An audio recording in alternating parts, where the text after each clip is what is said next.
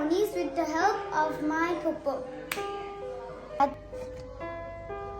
Now I'm gonna add some flour. That's a bit of a spill.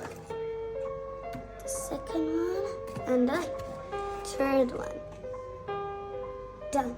So I added some 3 small spoons of sugar and 1 little spoon of cocoa powder. Now I'm going to add baking powder. Okay. Now I'm going to mix all of these dry ingredients. Now I'm gonna add some milk. 1 more. And another. And that's all. Now I'm gonna mix the milk and the dry ingredients again. So anyways, I'm gonna add these yummy chocolate chips. I love chocolate chips. And mix it again and again and again.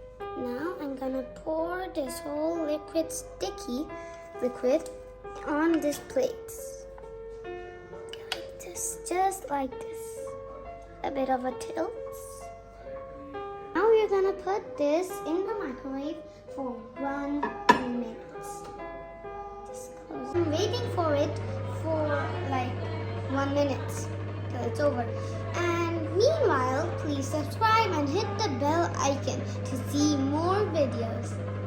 And taste a bit. Okay, just a bit, not so much. Okay, just a bit.